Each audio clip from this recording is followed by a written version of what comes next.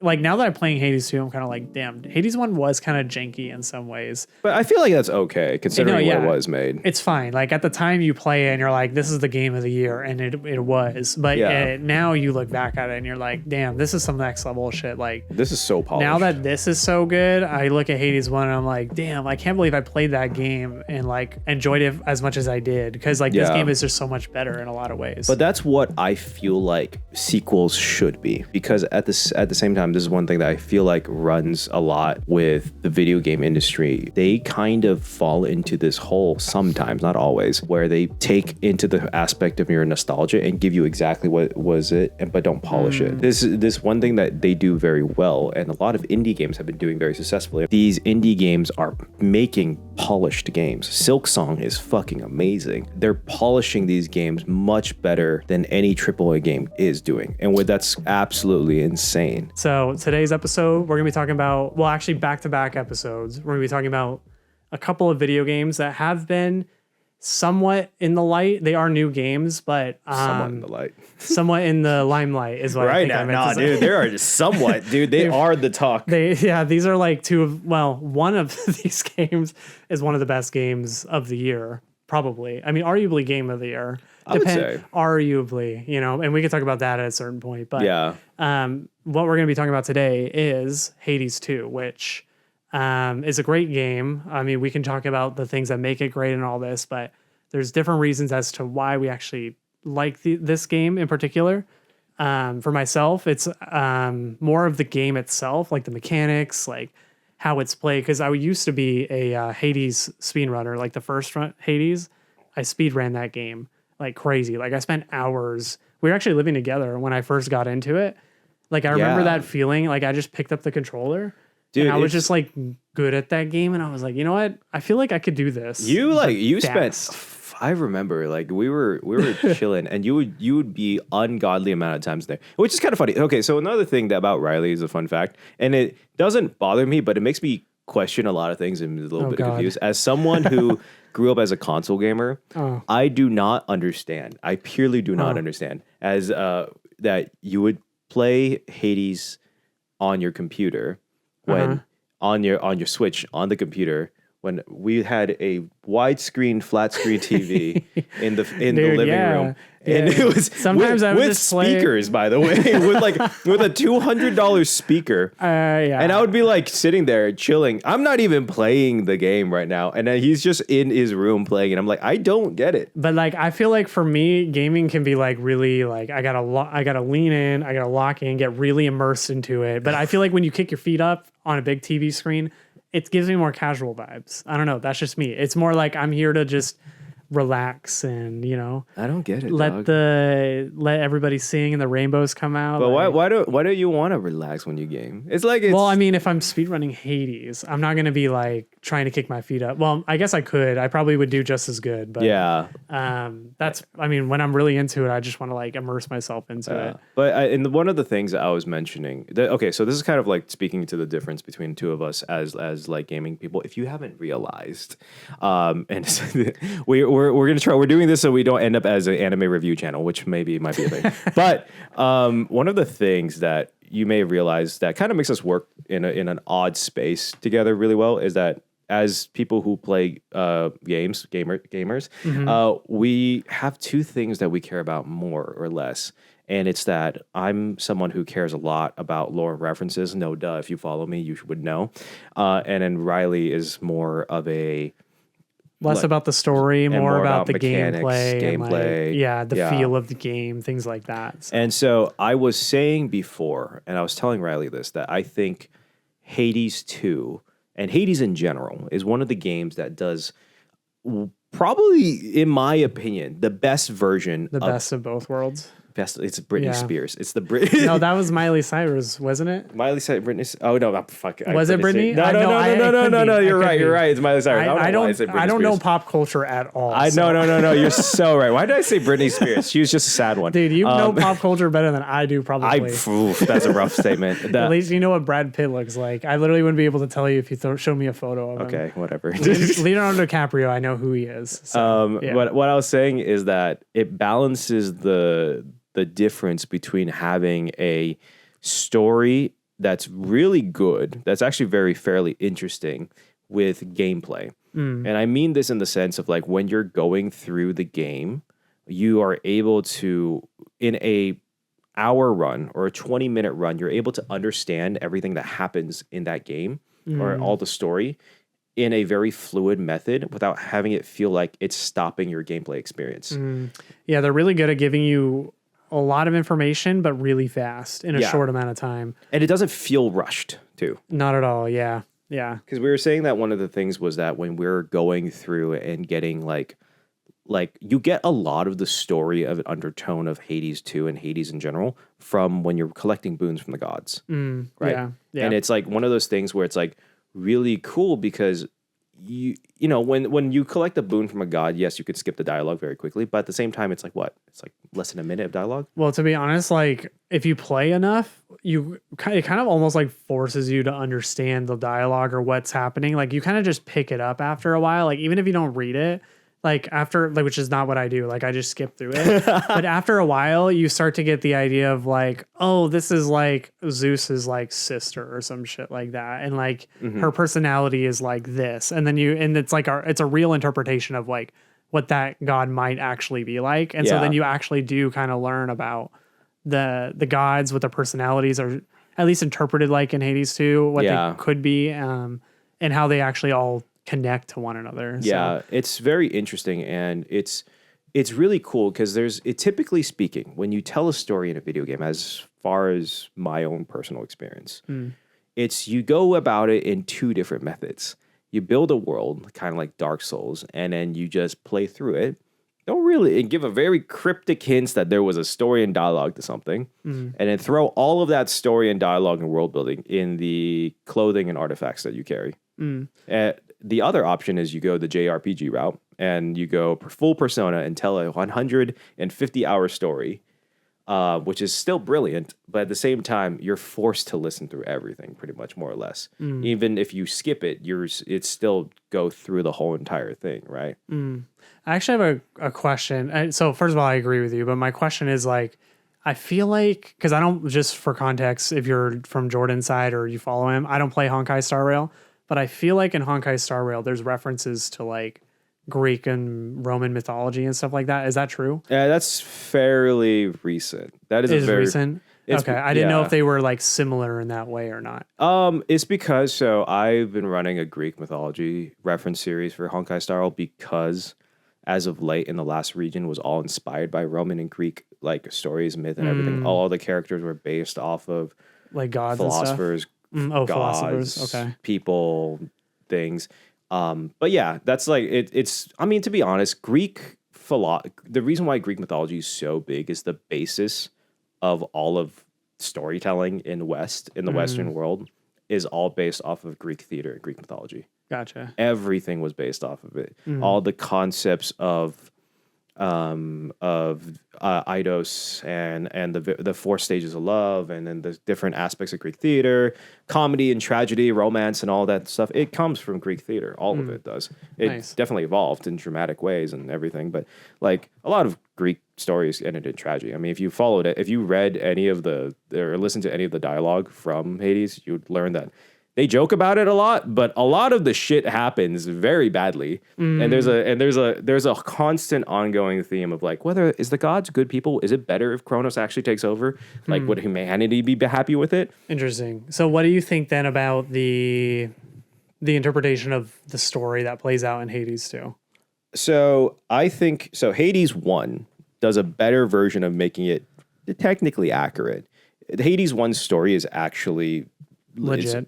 It's a real story. It's a very interesting interpretation of the marriage of Persephone and Hades. And that's a real story. It adds a lot of context and little aspects to it that is cool and detailed, but that is a real story. The story of Kronos coming back and then releasing Typhon, not real story, but all the things they reference in the game are real stories. I see. So Kronos coming back never happened.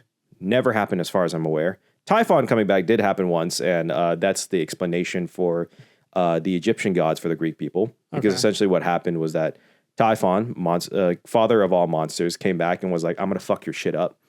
And then Zeus was like, oof. that's the story. That's basically. Damn, that's a great. See, there's what actually happened, what Hades 2 thought happened, and then what Jordan thought how happened. I tell the story. Yeah, no, Zeus and the Olympians were basically like, oh, that's not good. Let's get GTFO. And then they left. And so the Greeks basically were like, they left to go to Egypt. And then so this is a very interesting version of understanding historical context. The Egyptians and the Greeks mutually, I'm not going to say 100%, but they mutually understood each other. And they respected each other as at least trade partners. And when the trading people would go over to Egypt and be like, and learn about all these Egyptian gods, Horus, Isis, all of those people, right?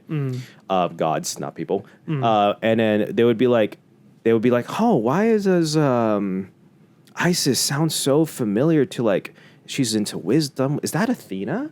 And that's essentially... Oh, they would make like connections between their version of like this god and then the other version. Yeah, like and then they would converse and talk. And the way that the Greek people interpreted it was that instead of, which, I mean, I'm sure there was a little bit of this or like versions of this, but like instead of like basically bashing their gods and being like, oh, you're not real. It's like, oh no, our gods just went over there and that's their names for them. Oh. And it's I think that's a very almost beautiful thing. Obviously there might be some. Yeah, they kind of were just like, don't fuck with our version of these gods and we won't fuck with yours, but this is what it is. Like, this is how we interpret it. There is, from what I understand, like scholarly texts that basically stated like there's people there like who made a mutual understanding of like, oh, that's so interesting that you guys are worshiping Hermes in this way.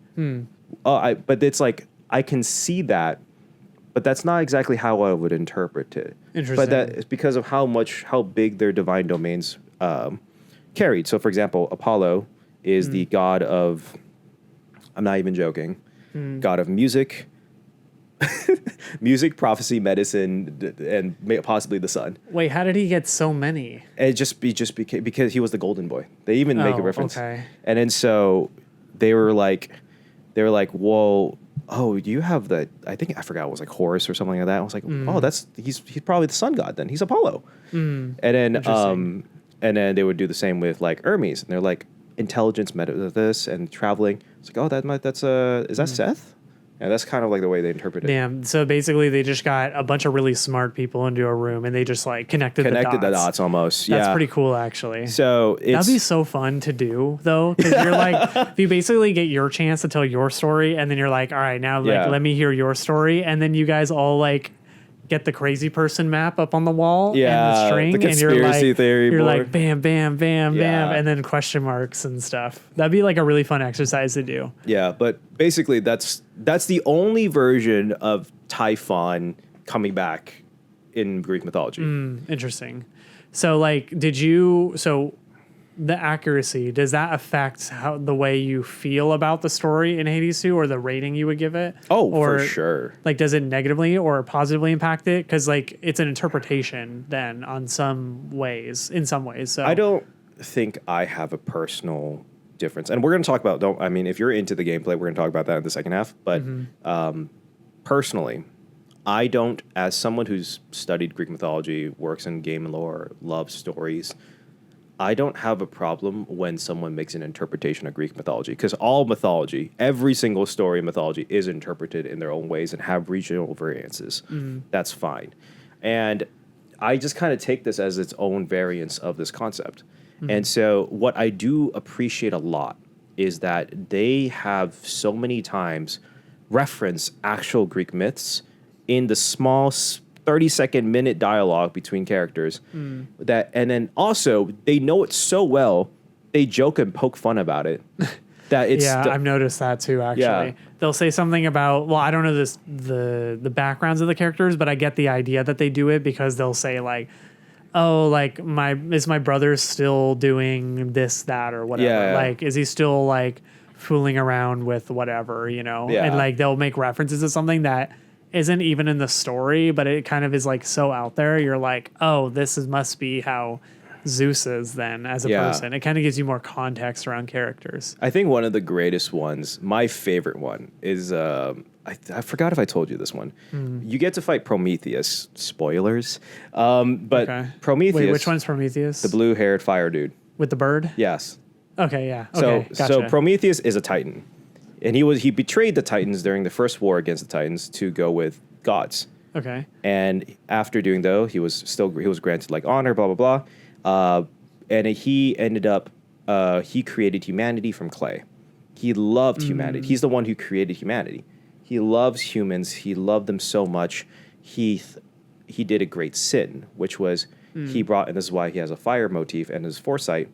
He brought fire from Olympus and gave it to humanity.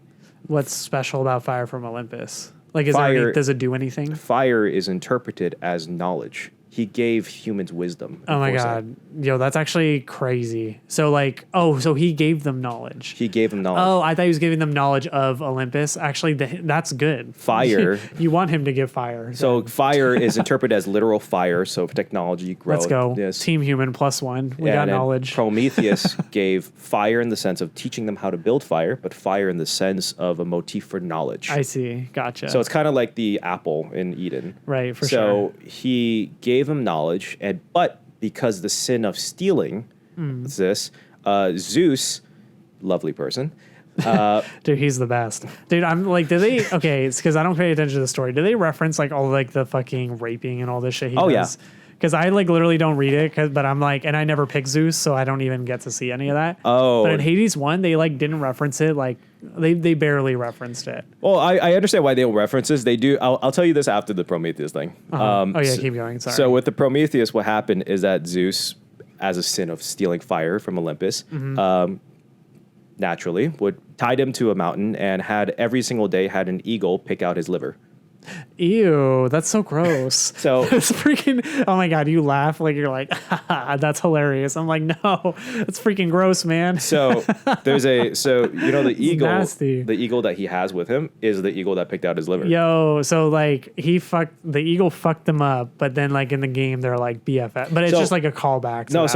What he says, he actually says that after a certain point in time, after like a fucking eon or some shit, he was like, Atos, the name of the eagle, finally came around and stopped picking my liver out. Ew. And then doesn't he have bandages? That's why he has a bandage over his stomach. Oh, wow. Okay, yeah, that makes sense. And that's why he uses blue fire, which is representing knowledge. Oh, wow. And then so Wow, interesting. I would never have... See, this is what I'm talking about. I would have never been able to make that reference or made that like tie that over if it wasn't for you. But at the same time, you don't have to enjoy the game. Yeah, no, I just hated fighting him the first time because I was like, dude, this guy's fucking tough. I fucking hate fighting him. But there's a cool reference to this where if you go see Dionysus, who is like the David Hoffman guy, he's like, hey, baby, you want to come in and fucking drink some wine? Yeah, I love that guy. Dude, that room is like, it's like, I don't know if they're just supposed to be demons or not, but I swear they all look like elephants. They're satyrs. Like that. I don't know what a satyr is. Is just like a goat human. Oh yeah, they look like elephants to me. They're supposed to. There's elephants taking a bath altogether, or it's like supposed to be like a what are those, brothels or some shit like that? Yeah, is that what yeah. it is? Yeah. Satyrs represent like partying and drunkenness and like madness, and so they just love having a good time in Greek myth. Fair enough. And I mean that's good for that room. Yeah, so. Just get drunk off wine and shit while the world's ending. Honestly, I would do that. In Speedos. Yeah, his story's awesome. He's like, as someone who doesn't even read the dialogue, that stood out to me. It's like, well, why aren't you like fighting with all your like brothers and sisters and all that stuff? And he's like, well, we're going to die anyway, so I may as well just do what I love to do, which is to get drunk. I'm going to get fucked up, but hey, if you want to save us, here's a fucking like blessing or some shit. Fair enough. But he says something which is it was so funny, and I was like, he's like, hey, you know that Prometheus guy, you fought him a couple times, right? She's like, yeah. It's like, oh yeah, invite him out. Drink. Yeah, he does. He's like, bring him on around or some shit. Yeah, and then when you go up to Prometheus and you're like, hey, I have a weird message from Dionysus. You're like fighting to the death with this person, and then he's like, what is it? And she's like, so he invited you to go to his wine party if you want to just hang out, and he's like, I've already suffered enough damage to my liver. His liver damage is so bad, bro. He's like, I don't need the gods who are ruining my liver anymore. But there's a beautiful thing from Odysseus, who is like your strategist in the camping area. Oh, is that the tall woman? No, he's the guy who has all the scrolls with him. Oh, the scroll guy. Yeah. So he's like, this is how humans interpret this. Oh, I hate that guy. I think he's so annoying. He always tries talking to me, and I just like zoomed right past him. I love his voice though. To give honey pots to somebody else. So hail, goddess, come here to my deep voice. To me, he gives me like the freaking like. I don't know, the side character no one cares about kind of vibes. I love him. Sorry, I don't like him. I don't like him that much. Wait, sorry, I'm going off track, but who's the god that pushes the rock up the hill from Hades 1? Oh, it's not a god. It's a king that is He's like Sisyphus. Punished, right? Yeah, he was punished. He trapped death, like literal death in a box for like days, and no one could die, and it became a huge fucking issue. And so they made him push a boulder up a hill as a punishment to show how useless his act was. I miss that guy. I miss that guy, like, because you could give him his rock honey pots and stuff. I miss that dude. But yeah, anyway, sorry. It's like the stuff from Hades 1, there are a few things that I'm like, man, that was so cool. I wish they'd bring that back. I'm glad they brought different characters and a lot of really cool references and like minor like myths from characters, and they really emphasized and told their story throughout, like Arachne, the spider. Like, she has a thing against Athena, and the whole entire story point is her trying to get something back from Athena and how much she hates the gods for this, but is still helping Melinoe. But nah, man, it's just they do such a good job with joking with the with like joking and understanding references. And yeah. I was also saying this, like in our last recording, and I do want to make this a point, that this is the only piece of media, only thing I've ever seen, and maybe you can correct me if I'm wrong, that shows the Greek gods in a fairly accurate way. And so when you say accurate, like showing them an accurate way, so what do you mean by that specifically? So if you notice a lot of Greek gods in media, they're usually Caucasian looking or white. And that's not a problem because I understand, because a lot of Western culture was built upon Greek culture. And that naturally, when you create art from that, you would naturally depict them in the way you would imagine them. And if you're living in 1400 Europe, everyone's white. Everyone's white, yeah. You would depict the gods as white. But the thing is, Greece is, if you look at Greek people, they're fairly tan. Half of them would be tan, half of them wouldn't be, depending on which part of the peninsula you're at, right?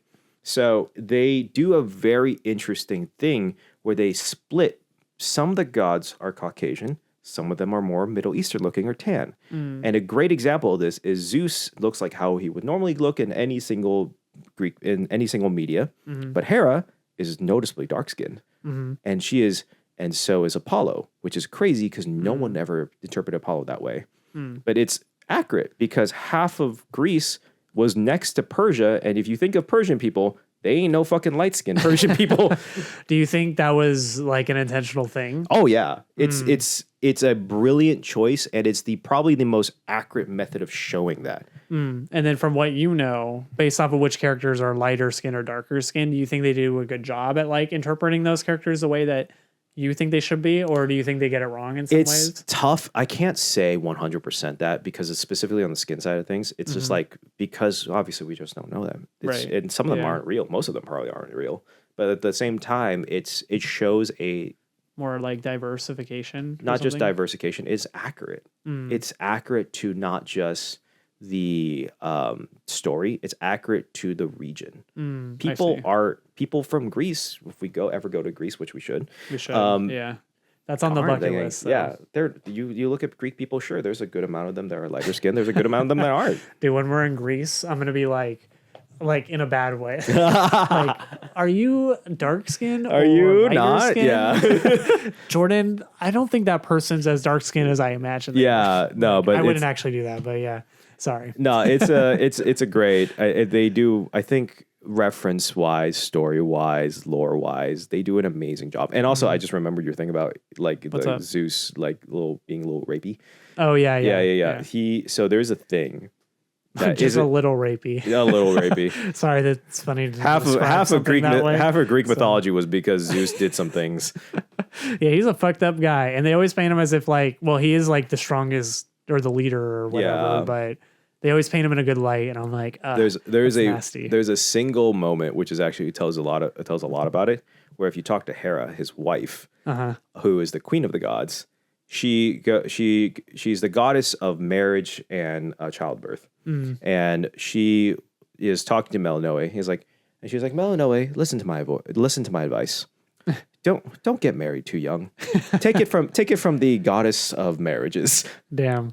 Oh, so you think that's a reference to? That's definitely a reference. Don't get married too young. Crazy. You'll learn a lot. Learn a lot about your partner before anything happens. Damn, that's insane. Actually, if she said it like that, then I could see that. Like the partner. She had a part where it's like ... Take it from the goddess of marriages. Yeah, I could see that. Because he does. I don't know a lot about the mythology side of things, which thank God you're here to walk us through that. But the one thing I do know is that he was a bad man. He was. Well, he was good. He had good. Well, no, he wasn't good. He was bad. He definitely had moments. He was good to humanity, though. Yeah. He definitely turned into a variety of animals to have intercourse with a fairly amount of women, which is a little concerning. That is crazy. One of them was a duck and a goose and a ox and you know what? Jesus. Let's just keep it going. Yeah. Stop. Don't talk about that. Yep. I'd rather leave that one in history and just never know about that one. Well, that's the lore and the story of Hades 2. Like review. Personally, I think Hades 2, in terms of, even though it's not an accurate myth, it is 100% probably it's a 10 out of 10 in storytelling, like in just how you tell the story. Better than Hades 1? For sure, 100%. Oh, wow. Okay. I think Hades 1 does a great job of interpreting a thing, but Hades 2 really dives deep into it. And I want to, and then we'll get to this when we get to the next part about this, when we're talking about mechanics. But at the end, I do think one of the greatest things about Hades 2 is that it takes everything that was great about Hades 1 and just does the same thing, but better. And that's great. All right, let's get to the second part. Yep. But now let's get into the little intricate gameplay details, which would be our resident speedrunner here. Hell yeah. Who beat the game how many times? Hades 2 or Hades 1? Hades 2. Hades 1, how much too? Actually, I'm curious. Hades 1? Oh, no, that's too embarrassing. I can't say that number out loud. What? It's too high. Well, you were a speedrunner. Of course it's people are going to be like, you had a job and you beat that game that many times? Dude, Hades 1 got so bad. I could literally I never did a blindfold run, but when you brought that up to me one time, and I actually considered it because I was like, dude, I know this game so much that I kind of just hate playing this game now. But yeah, I've beaten it over... This is just a rough guesstimate. Definitely 100 times. Oh, no, for sure. I would say 200, between 250 and 300 times, I would say. Oh. And really not in the thousands, I would say, because after time number 40 or so, that's when I was really actually hitting really high numbers. I could beat the game in I think my first true speed run was probably around 60. I was beating it in 10 minutes or something like that, which is really fast for Hades 1. And in terms of, so this is actually, I think most people are probably going to be talking about this. It's compare weapons, gameplay, mechanics, everything. How does Hades 2 compare to Hades 1 as someone who is very, very familiar with mechanics? Mechanically, it feels the exact same way as Hades 1. I feel like they didn't really, to me, it feels like they literally just took Hades 1, copy pasted it over from a pure mechanic standpoint. There really isn't anything special about it that changed to me. I mean, they have the moon now, the moon goddess. The ults, yeah. Yeah, so the ultimates, I do like that aspect of it. They added that element, which kind of adds a little more depth to the run itself. But outside of just you dash, you click X to do your short hit, you click Y to do your long hit kind of deal. That basically stayed the same, which is good. I think actually thinking about it, I would have been pissed off if they would have reshipped the whole thing and changed it. Do you like the adding of the sprint and the cast? Oh, the sprinting? Yeah, the sprint's cool. I like the dashing more, but the sprint is cool. Like, I don't think it's better than the dashing necessarily, but I mean, the fact that you could do both. yeah, but I'm just saying, like, if we compare like sprinting to just not having sprinting, I guess I do like the addition of sprinting. Mm-hmm. And then what was the other part of it? The cast. The casting? I never use cast. So What? You don't use cast at all? Not really. Like I use sometimes if it makes sense. Like if I have a run where I just get bad luck and I just get nothing but casting, then I'm like, okay, then I'll cast. You don't like at least use them to slow? Not really, no. I use the cast actually. all the fucking time. No, never. I think the only cast I use is when you hold Y and you can do, because my main weapon is the jabbies, the little daggers. And the then jabbies? What the fuck? You can do the shanks, like yeah, the little shanks, and you can do the there's if you hold down Y, it does like a 4 shot or a 5 shot. Yeah, that one's pretty good, but I don't really ever use it. Ever. No, I'm not talking about the hold buttons. I'm talking about the actual like the circle, the magic circle. No, yeah, I never use those. What the ever. fuck? Literally never once. I don't really? think. Not even to like because they slow and stop the carry. No, I never use it. What? Ever. That's crazy to me. It takes too much time to like use. So you literally just press it. No, you hold it. You don't have to hold it. I'm just saying, like, it takes too much time to use, and like, there's no reason to use it. Like, I can kill everything so fast. Like, why would I need to slow things down? I don't. Because you and Juan are both don't use it, and I can't imagine a run where I don't like use it to slow. I've seen some of the speed runs. Some of the guys do use it, but a lot don't. So really, I just ignored it because I was like, dude, I don't even care about this. Like, I'll just kill him so fast that it doesn't even matter. Like, that's at least how I thought about it, and like I've just never used it now. Wow. So yeah, that's interesting. Never use cast, but yeah, I guess like something I do use though is I use that 4-shotty because I use the two jabbies. That's my main gun. The daggers. My main gun, my main weapon. Have you ever tried using the dagger improvement where you can where it basically anyone who's in the cast will like it will auto trigger or auto aim for you? No, I never use that one. Oh. No. What's the one you use? What's your weapon? My usual was torch. The torches? Oh, those are fun. I think that's fun though. Actually, so if we compare the weapons, I miss my gun, the rail gun from the first game. I really miss it a lot because that gun was like my bread and butter. Yeah. But they took it away and that's fine. And they actually gave it to what's her face, the one the girl that you fight. Yeah, that girl. So she has it now. Fight. I fucking hate her. And so because they got rid of my gun, I had to like switch. So I picked the sickles because it's really fast and moves quick.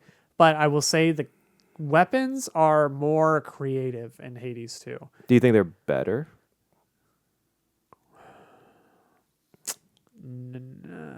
They're all good. I think they're all good. Do you think one is better than the other, or in terms of like, do you think they're just all equal?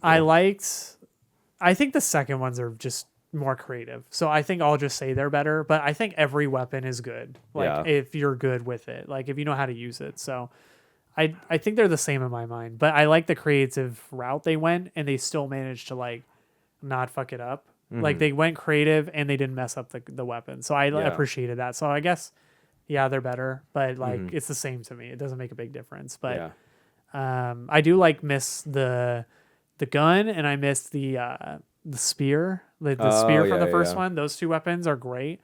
Outside of those two, though, I like the skull is super cool. The torches are really fun.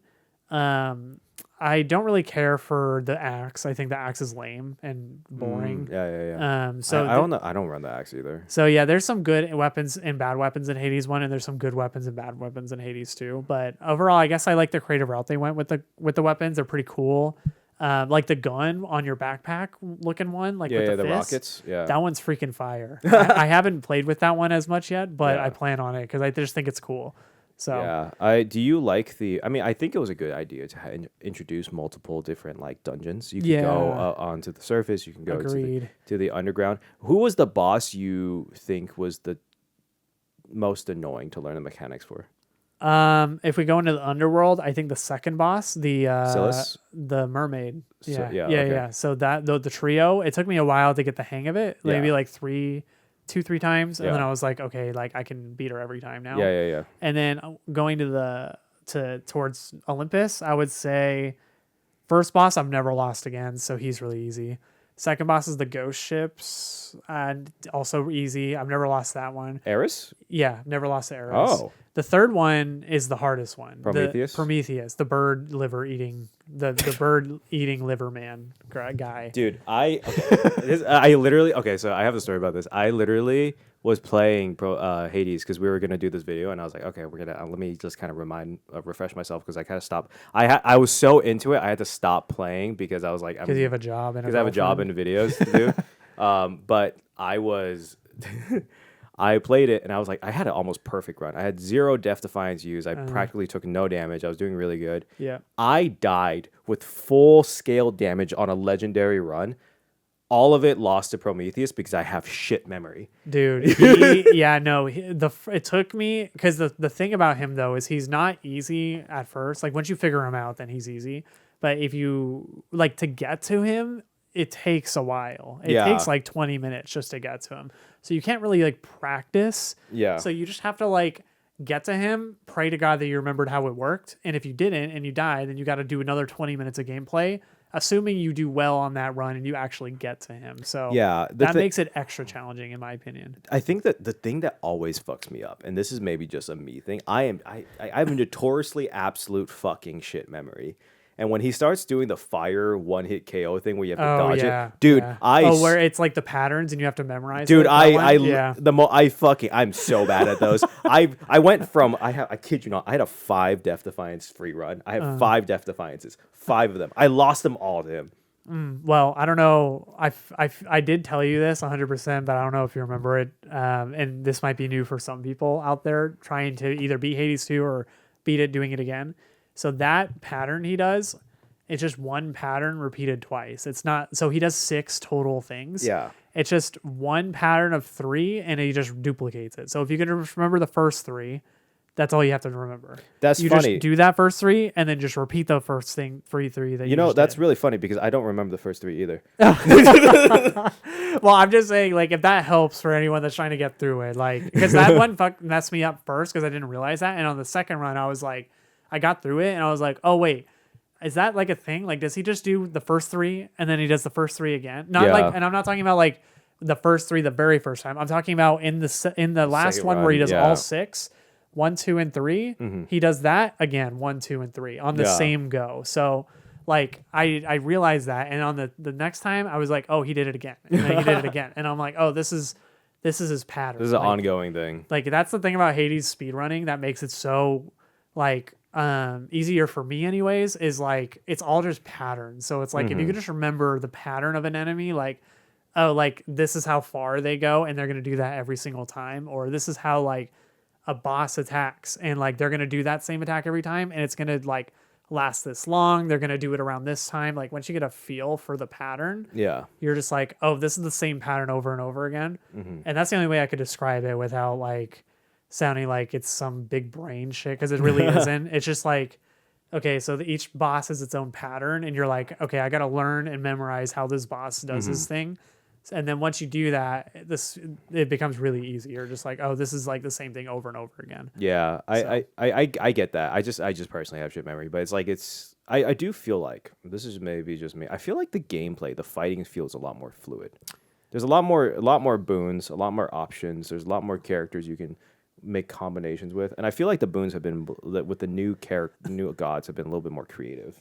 Yeah, I agree. I mean, there are more boons to pick from, and I like the new boons that they actually put. Ironically, the speedrunning boons are the same boons from Hades 1, actually. It's Zeus and the water guy was Prometheus. Poseidon, yeah. Zeus and Poseidon is the meta. That was a very different view. Who's Prometheus? Prometheus is the boss you were just talking about. Oh, yeah. Prometheus, yeah. Okay. Oh, my God, I don't know the Riley. names. I just know their patterns.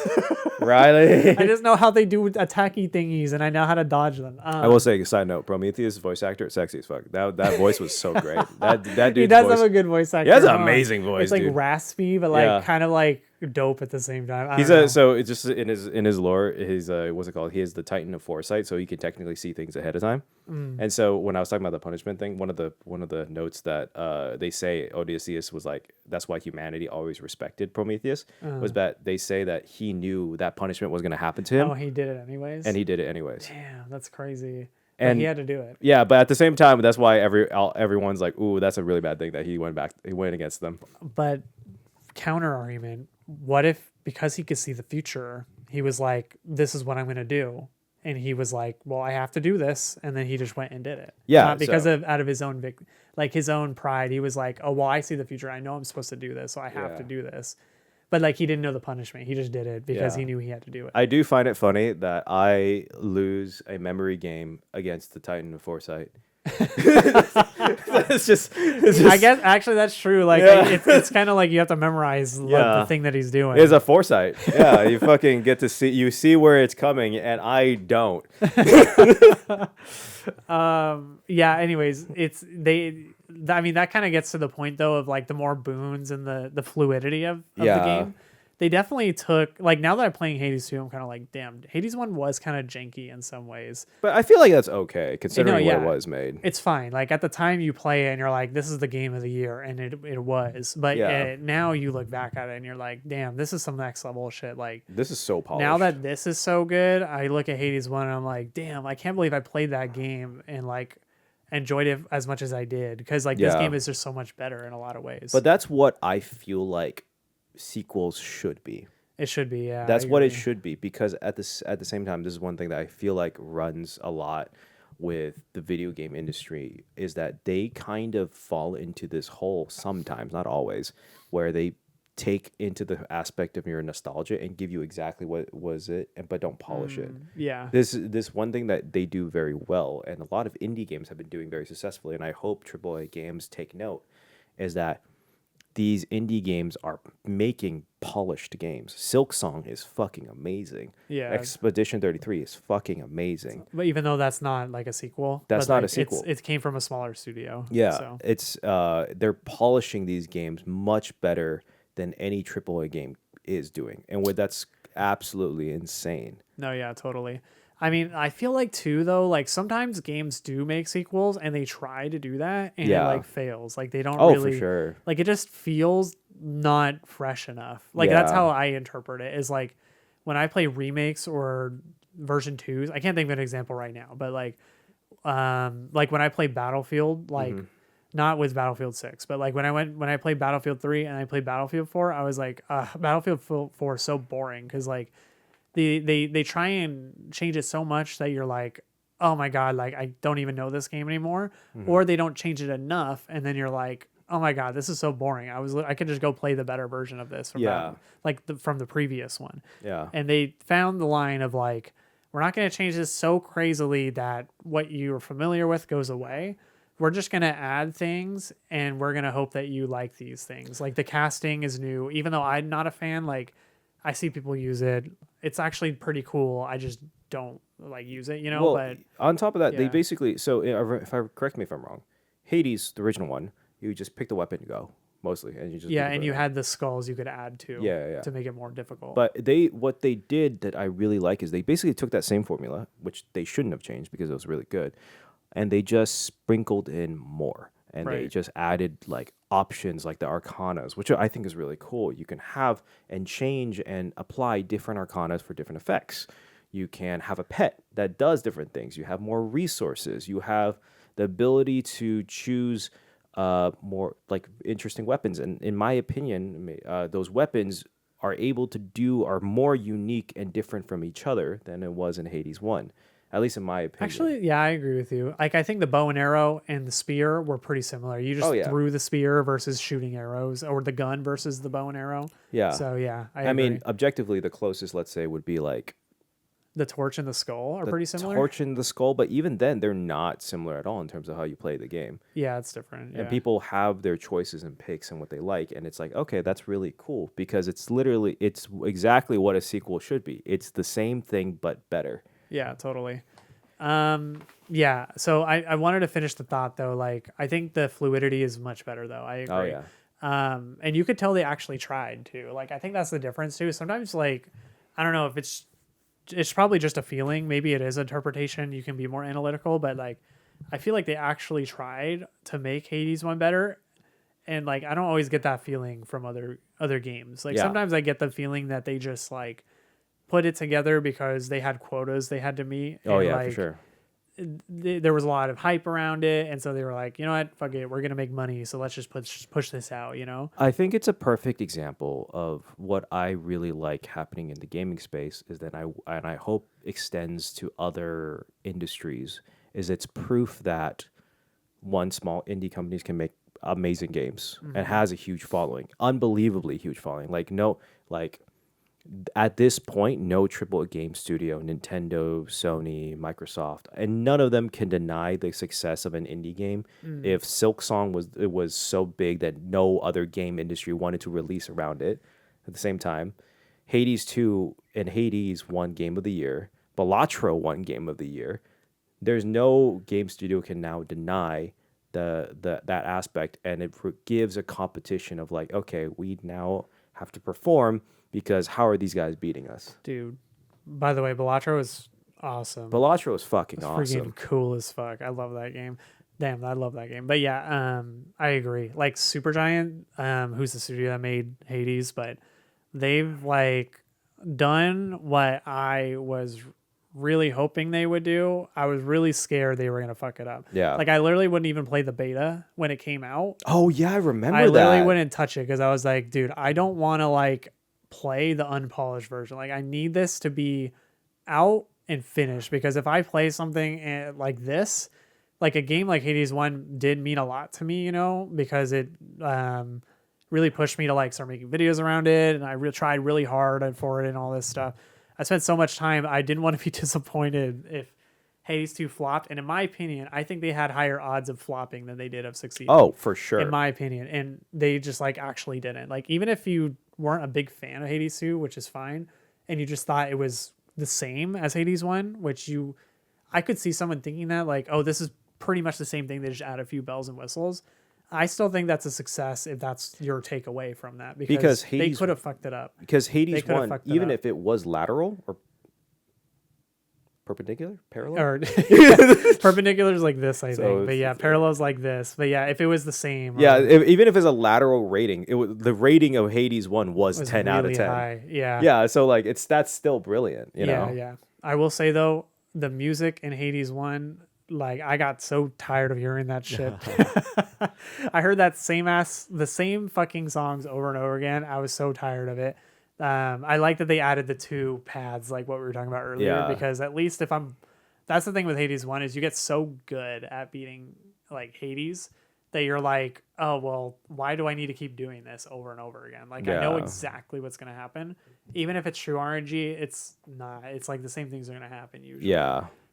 So at least it gives you options, two times the amount of playability, more or less. And then later when you beat the game, you get more options to fight different people. The bosses changes, adds more things, and it gives more. There's a lot more replayability, which is crazy because Hades already had a lot of replayability. Yeah, and I mean, it's a roguelike, but even then, a lot of roguelikes can get boring fast. So I also, music wise, I'm not sure because you don't play with music. Not anymore because I fucking hate listening to the songs. Oh my Sorry. God. Yeah. Hades 2's music is pretty good. Is for anyone. It's not. I don't. I mean, Hades was iconic music. It's not like anything I think that is crazy best video game music of all time. Definitely not. No. But I will say there are certain fights that I was kind of surprised by how good the music was. The Skilla fight with the second boss of Underground, I gotta explain that, is very good because she's a singer, so she sings the whole entire thing. Oh yeah, and when you kill the band members, they stop playing. That's a really cool. That is a really cool detail. Pretty cool. I would feel like it would be weird. Well, maybe you wouldn't notice it, huh? Like if you killed the drummer and the drums didn't stop, I feel like normally you wouldn't notice something like that. But the fact that they did it makes you notice it, and that's cool. And then I really, weirdly enough, like this is a small fucking boss, but the first boss on the outside world, Polyphemus, the ogre, the Cyclops, the big fucking dude who always wants to eat you. Yeah. His theme is weirdly cool. I don't remember, but his theme is so oddly cool. It makes no fucking sense why it's cool.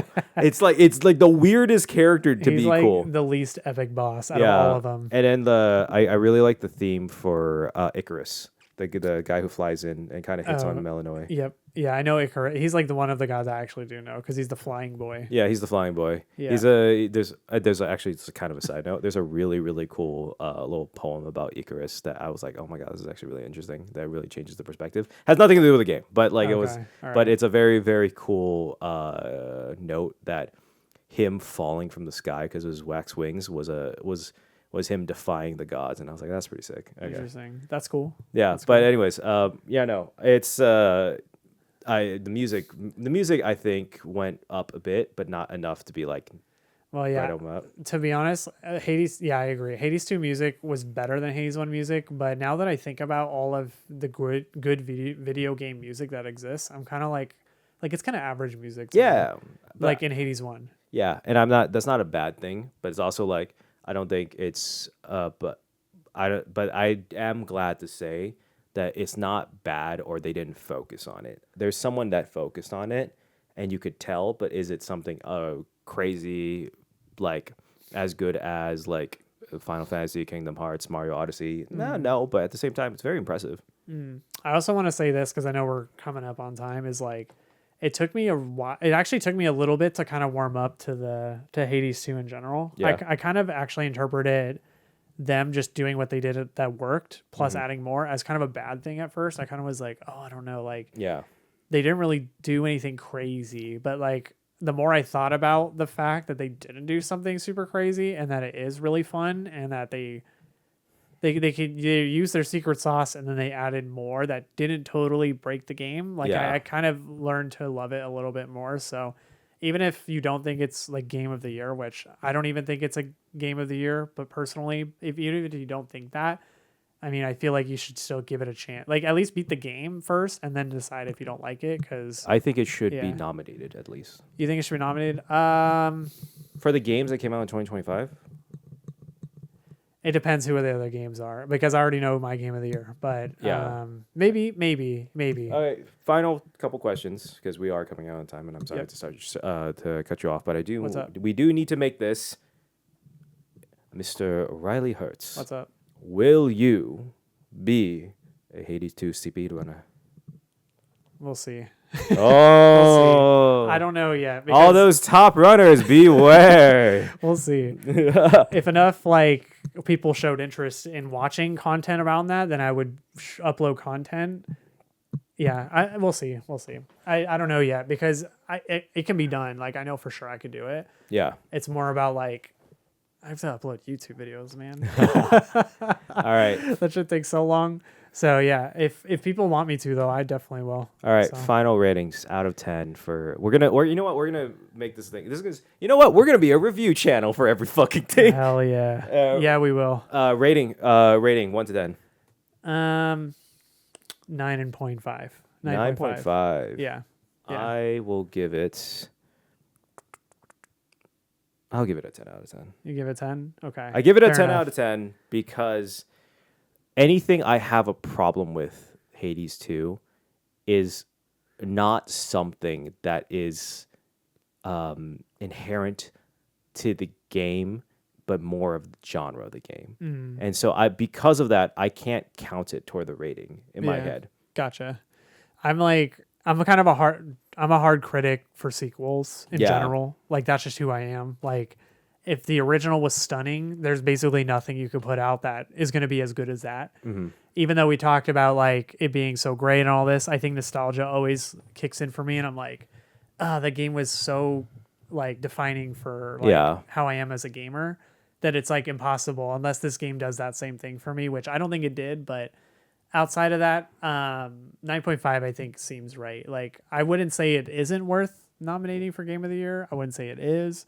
That's up to the people to decide. But yeah, it's good. I loved it. It's a really good game. I think so. I think so too. I think it was, if it's with how busy we are as people nowadays, if there's a game that will catch my attention and force me to play through it, I will definitely give it something. So Totally.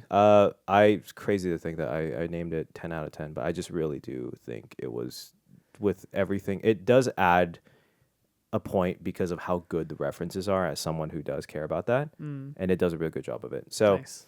Yeah, that's everything for Hades 2. Let us know if you're playing it. Let us know what you think about it. Let us know if you like it and your own personal rating. Yes, sir. With all that being said, this has been Doggo. Doggo EXP. This has been George Orr. The Jordan. The Jordan. Yes, and this is Gain EXP Podcast. Apparently, we are now just the rating. The review podcast. I love it. All right, peace. All right, bye-bye.